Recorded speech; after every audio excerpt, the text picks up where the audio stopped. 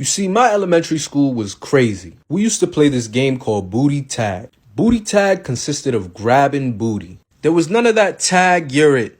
The goal was to keep your booty safe and not get caught. Contrary to popular belief, this game was for the girls. You see, in elementary school, all the boys thought that girls had cooties. So if you were a boy and you got tagged by a girl on the booty, nobody was gonna mess with you because you have cooties. So the whole playground was just girls going crazy, grabbing booty. I remember one time this kid named MJ fell on the ground and they just started kicking his booty.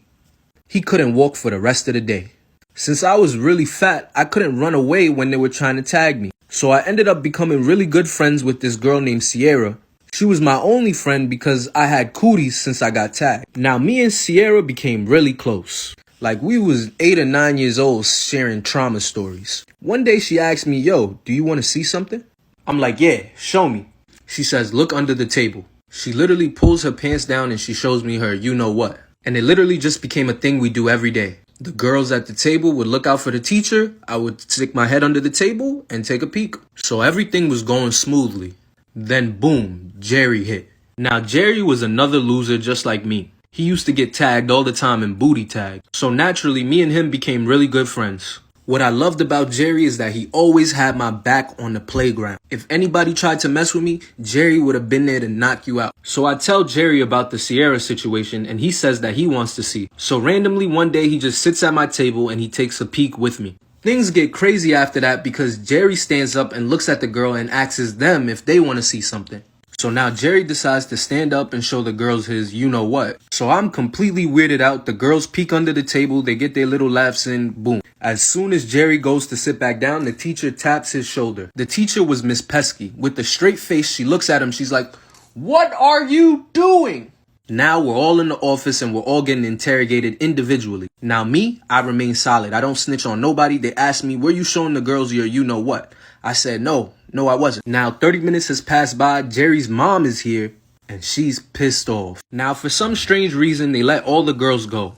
Only me and Jerry got in trouble for the whole table situation. Sierra got to walk free. In the end, I ended up serving 3 weeks of detention. Since I just moved to my new house and we didn't have a phone or internet connection, nobody was able to be contacted at my house. So I didn't get in trouble at home. Moral of the story, trust nobody. So Storytime takes place the last year I was in high school, okay? Now, I don't talk about this a ton, but I left school to pursue YouTube full time, and then I tried to go back a few months into leaving, try to finish school, just so I could get my diploma, but I basically ended up not being able to for multiple reasons, this being one of them. So I went back to school when I had about 250k subs on YouTube, so I wasn't like making a full-time living off it yet, but I was doing well enough to where I could like pursue it, and I went back to school, and I didn't know how much of a problem this was gonna be, okay? Like when you leave school and nobody knows who you are and you kind of just, go on every day normally, and you come back and you have 250,000 followers. People are, what I like to say, absolute leeches, just clout chasers, okay? Not all of them, okay? Not everybody's like that, but a select few people at my school were, and I should have known it was going to be a huge problem when I went back. And yeah, that's what this is about, okay? So the first week of me being back at school, trying to finish school, there was this girl, okay? Now I'd never talked to her a day in my life. I had never even met her before. We only just kind of saw each other in the hallways. We shared a few classes together, but all I knew about her is she hung out with some people that I did not like. She hung out with this group of people that was just known for getting into shit and trouble and like messing with people. They just weren't my type of people, okay? So one day, in the first week I'm back at school, I walk into school, I go to my locker, I get ready for my day, I grab my folder and what I need out of my locker, and all of a sudden this girl walks up to me. This girl I've never talked to a day in my life. And she's like, hey, I don't mean to be a bother, but like, is this you? And she shows me a photo of myself on Google of Luna YouTuber. And I'm like, yes, that's me. How you doing? And she's like, wow, that's really cool. Like, how long have you been doing that for? I'm like, not too long now, honestly. Like, it just kind of started becoming like a really serious thing for me. And she was like, that's cool. So like, do you make a lot of money off it? And I'm like, not a lot, but enough to like,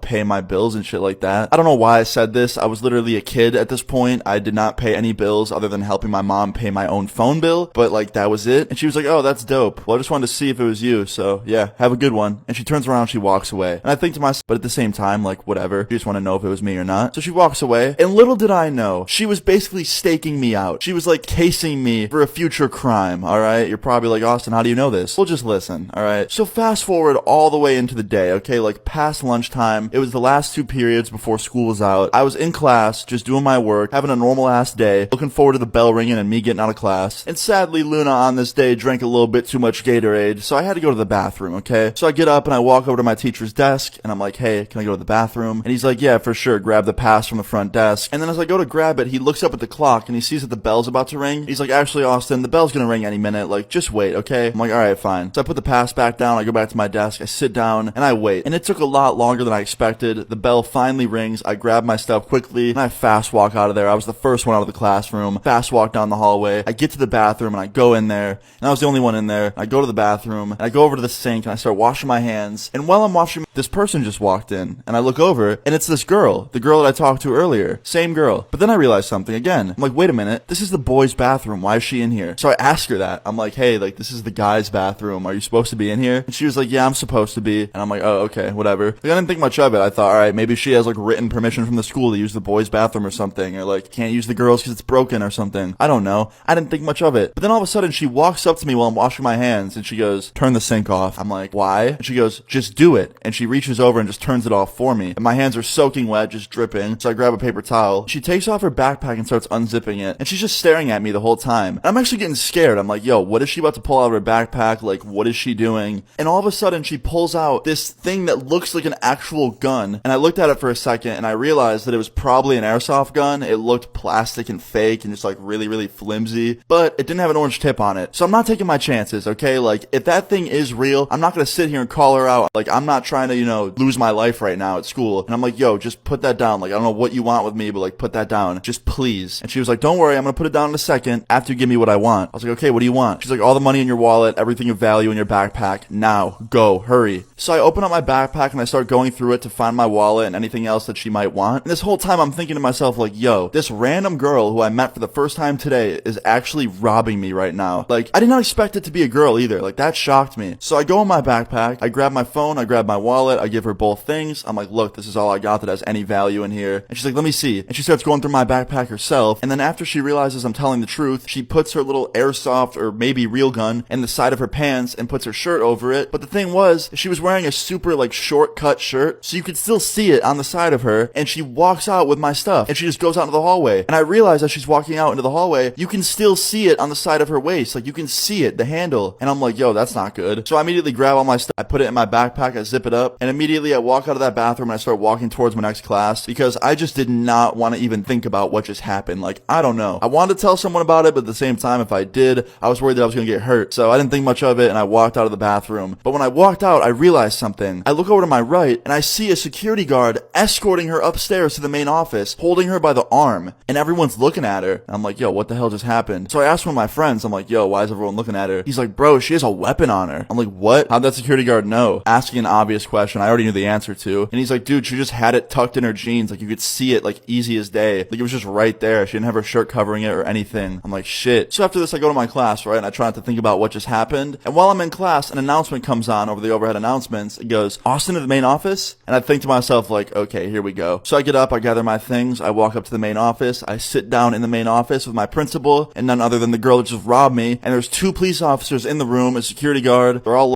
Story time about how I thought someone broke into my house. So my mom always babysits this one girl, and sometimes when my mom has to go run errands or she has to go to the supermarket or something, I take care of the girl. Usually it's only for like half an hour to an hour and a half or something like that, and then I get the money of that hour. But then it was one day and I was babysitting her, and she always does my makeup or she does my hair and stuff, and she was doing my hair. And we record, like, YouTube videos kind of sometimes, just for fun, because she wants to be a YouTuber when she grows up, so we film, like, YouTube videos of her, like, doing my hair and makeup. And we heard a noise. It was kind of a noise of, like, a squeaky door. We were like, oh my god, what was that? So we ended, like, the YouTube video that we were doing, and we rewatched the tape. In the tape, you couldn't almost hear anything, just a very light squeak of the door. She was kind of freaked out, but I tried to stay calm for her sake, and I didn't want her to completely like freak out and get super scared. So I just told her that it was nothing and that we can continue making her YouTube videos. By the way, we don't post these videos, they're just for her fun and just to entertain her while I babysit her. She continues doing my hair and makeup, and we're having a lot of fun, and we completely forgot about the sound. Then after about 15 minutes later, we hear another sound. It sounds like two voices talking to each other. It goes on for about 2 minutes of just two voices talking to each other, and then it just stops. At this point, even me was freaked out. The girl I'm babysitting starts getting super scared, so I decide let me put her some Paw Patrol on YouTube so she gets distracted and she won't notice anything else that goes on. I didn't want to go outside of my room to go check because I was literally also scared. Also, I didn't want to call or text my mom because my mom was in a really important meeting and I did not want to distract her, so I didn't text her or anything. And then I closed the door so the girl didn't have to freak out again if she heard any noises. And then a few minutes later, the door started opening. So the door slowly starts opening. I literally saw my life flash before my eyes. I thought I was going to get murdered. I thought that I was just going to die. Like, it was the end. But you'll never guess who was behind that door. It was my dad. I hadn't realized I wasn't the only one home. All this time, me babysitting that girl, I thought I was home alone. But I wasn't. My dad works from home. Noise that we heard that was like a squeaky door, that was my dad going into the bathroom. The two voices we heard was my dad in a meeting. I was so relieved. I don't even know how I could forget that someone else was home. Like, my dad has been working from home for like a year and a half now because of COVID. How did I just randomly forget that he was home?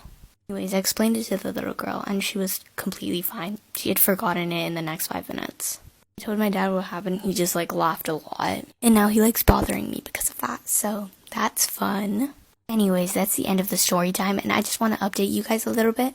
So part 4 about the story time about my super toxic best friend, it got taken down, so I'm going to try to re-upload it without it being taken down because I don't want my account to be banned. But if my account does get banned for reposting that video, then please go follow my backup Lizzie Loves. So I've been getting a lot of comments on my latest video of why I hadn't posted the second part yet. And I really just want you guys to understand that I do have a life, I do go to school, I do like hanging out with my friends. So rarely, and I mean very rarely, I can't post for you guys. That's because these videos take a lot of time to make, and I have a personal life too. I hope you guys understand what I mean, and have a great day. More story times coming soon. So this story takes place about 6 months ago, okay? I was hanging out with some friends from my hometown, and one of them had the great idea to go to a rave, like a straight-up EDM festival that tours around the world and was luckily near us. So I was like, alright, yeah, that's a great idea, because honestly, I love EDM. And I thought it'd be fun, because I've went to one before, and that was fun. So we went online, bought the tickets. They were kind of expensive, because we were pretty much buying them last minute. And then we went to the festival, and it was like an hour away. We show up, my friend immediately starts flirting with some girl, and like goes off with them, and my other friend's talking to his friend that he saw there. And I'm kind of alone, right? I was like, fuck, this already kind of sucks, because like, I don't know about you guys, but when I go to a concert with friends, I want to like hang out and just have fun with my friends. I don't want to like ditch each other and then go try and make new ones, because half the people at the festival are either fucked up on Molly, fucked up on alcohol, and it's hard to even talk to anyone. So I'm pretty much alone at this point, because they're all doing their own thing, and I'm like, alright, you know what, I'll meet up with them later, fuck it. And I just go into the crowd. I'm like, you know what, fuck this. I don't even know who was DJing or who it was. I just go into the crowd, start having fun by myself. And all of a sudden, this weird like mosh pit thing starts forming when the drop hits on one of these songs. And you know, usually I'm not this type of person. I like to sit back. I don't like to go in the crowd. I don't like to be near a mosh pit. I like to just sit and listen to the music and chill. But this kind of concert, this rave thing, there was really no doing that. So I just kind of went full force into this. And this mosh pit thing starts forming, and someone kind of pushes me towards it, and I was like, you know what, fuck it. So I just jump in there and start having fun with everybody, and all of a sudden I see someone that I recognize, right? And he's a little bit older, and he sees me and immediately turns around and starts talking to his wife or his girlfriend or whatever. And I was like, okay, so he clearly doesn't want to be seen by anybody or like have anyone know that he's here. So I kind of walk up to him to talk to him, and he sees me coming, and he quickly walks away from the pit and like goes into the crowd with his wife. And I'm like, yo, and I say his name, and he turns around, and he's just like, oh, hey, Austin, like, what are you doing here? And if you guys couldn't tell by the title, it was my fucking old teacher, like literally from high school. He was one of the assistant teachers that would help me with my homework and some of my classes in 9th grade. And he's like, my daughter likes this kind of music, and I came with her. And keep in mind, this was a really bad lie, because he's got the fucking neon glow-in-the-dark bracelets on, bandana tied around his head, sweating balls, his wife's wearing like this crazy outfit, and I'm just like, nah, I'm not buying this. Like, I know you came here because you like this shit. Like, look at how you're dressed right now. You are in rave mode. And he starts laughing, and his wife like turns around and just walks away, and he goes, no, man, I'm not here for anything else. I'm just here for my daughter. And I was like, well, where is she? Why aren't you with her? And he's like, I don't know where she went. And I was like, dude, be honest, man. What are you rolling off of right now? Like, what drugs are you on? What are you doing here? And he's just like, look, I just wanted to have a fun weekend, get away for a little bit. Please don't tell anyone at school about this. And I was like, dude, where have you been? I dropped out of school a long time ago. Like, I'm not at school anymore. And I wouldn't if I was. Like, trust me, I'm not gonna fucking tell anybody about this. And he's like, you see, Austin, man, like, this is why you were always my favorite student. Like, I owe you one big time. And he gives me a hug. And I was like, a little bit of ecstasy. And I was just like, oh my god, dude, you used to teach me in school. Now you're at a rave going nuts, taking ecstasy. Like, what happened? And he's like, hey, man, had to let loose for a little bit. I was like, hey, dude, I understand it. You're a legend. He's like, hell yeah, thank you, Austin. Like, have a good one. I'm gonna go find my wife. And I was like, all right, man, have a good one. And he turns around and just gets lost in the crowd. So immediately after this, I text my friends and tell them to meet me at the bathrooms. They meet me over there, and I'm like, guys, I just saw our fucking teacher from freshman year raving, like, on ecstasy, going nuts. And of course they didn't believe me. They're like, no way. And I'm like, follow me. We're gonna try and find him again. So I go over to the stage where I was. I go into the crowd a little bit to where the pit was, and I'm with my friends this time, and we're looking all over. And within like 5-10 minutes, my friend spots him with his wife, jumping up and down, having fun. And I'm like, yo, let's all just mosh. And we fucking started our own little pit, just started jumping around, having fun. Just pretty much raving with my teacher, my old teacher who was rolling on ecstasy. And his wife was probably on the same shit. And just like the most fucking like unreal night for me. Like,